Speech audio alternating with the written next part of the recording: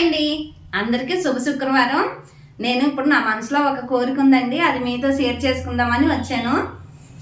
ఇదిగోండి, మనం అన్నం వండుకుంటాం కదా, డైలీ మనం భోజనం చేయకుండా అయితే అసలు ఎవరు వండలేము. అన్నం అయితే వండుకుంటాం కదా. ఈ మనం వండుకునే అన్నంలోని ఇదిగోండి ఒక గుప్పెడు గింజలు రోజుకి ఇలాగా తీసి ఒక గిన్నెలో సేవ్ చేశారనుకోండి.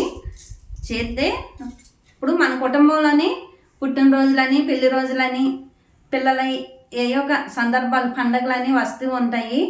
అటువంటి అప్పుడు ఏదో కొంచెం ఈ బియ్యం వండేసి మనకు కలిగింది, ఏ పప్పుచారో పప్పు లేదు, మీకు కలిగితే ఏ నాన్ వెజ్తోనో భోజనం రోడ్డు సైడ్ ఉంటారు కదా, వాళ్ళకి ప్యాకింగ్ చేసి పంచితే చాలా మంచిదండి. ఎందుకంటే ఆకలి బాధ అన్నది చాలా గొప్పది. అది అనిపించే వాళ్ళకైతే ఖచ్చితంగా తెలుస్తుంది దాంట్లో ఉన్న ఇబ్బంది ఏంటి అని. ఇప్పుడు మనకి ఎంత ఉన్నా ఎంత లేకపోయినా, ఇప్పుడు మన దగ్గర సపోజ్ ఒక 1000 రూపాయలు ఉంటాయండి, మర్చిపోలేని పరిస్థితి ఉంటుంది ఒక్కోసారి. ఇంకా అందుకని అటువంటి అప్పుడైతే ఆకలి బాధ అయితే ప్రతి ఒక్కలో పడాల్సిందే. అదైతే అది అనిపించే వాళ్ళకి అర్థం అవుద్ది. ఇంకా అది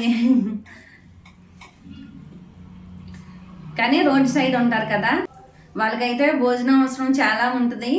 కాకపోతే మనకి కుదిరినప్పుడు మీరు స్టోర్ బియ్యం పెట్టారా, పిఎల్ పెట్టారా, లేదంటే బాస్మతి రైస్ పెట్టారా అని ఎవ్వరు అడగరు. మీ దగ్గర ఏ బియ్యం ఉంటే అవి కొద్దిగా ఒక గుప్పెడు ఇదిగోండి, ఇలా మనం ఇలా బియ్యం ఇలాగ పెట్టినప్పుడు కూడా అతిథి దేవో భవ అనుకొని ఒక బియ్యం అయితే ఇలా సేవ్ చేయాలి. చేసి, ఎందుకంటే ఆ మాటకు అర్థం ఏంటంటే మనం రోజు అన్నదానాలు చేయాలంటే చేయలేం కదండి.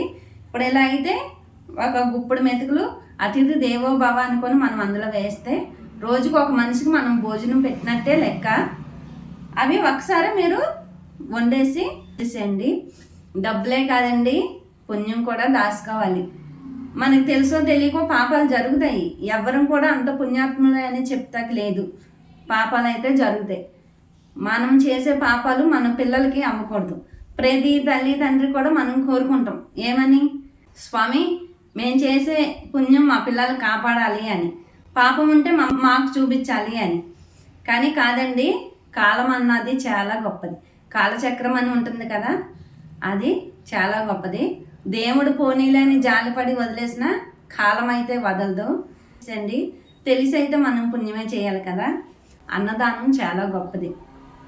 అందుకని నేనైతే ఈ సలహా మీకు ఇస్తున్నానండి. మీరు ఎంతమంది పాటిస్తారో అది మీ ఇష్టం. ఉంటా అండి, బాయ్.